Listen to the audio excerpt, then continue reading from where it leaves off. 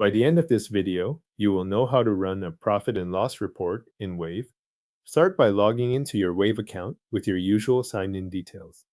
Once you are on the main dashboard, look to the left-hand menu where Wave keeps the main navigation options. This menu is where you will move into the reporting area. Click Reports in that left side menu. The page will change to show the reports available in your account. From there, select Profit and Loss.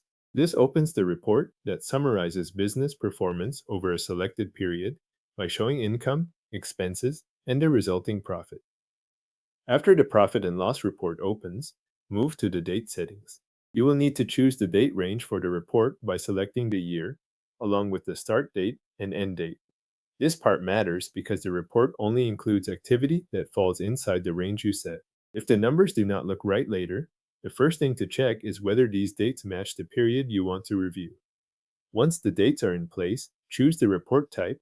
The exact options may vary depending on the account, but this setting controls how the information is displayed for the report you are generating. Select the type that matches the view you need before updating the results. With the date range and report type selected, click Update Report. Wave will refresh the report based on the choices you just made.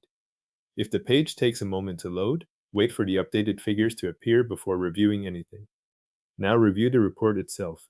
Focus on the main sections shown in the profit and loss view. Look first at income, which shows the money brought into the business during the selected period. Then review cost of goods sold, which reflects direct costs tied to the goods or services sold. After that, check operating expenses, where you will see the ongoing business costs recorded in that same date range. Finally, look at net profit. This figure reflects what remains after costs and operating expenses are accounted for.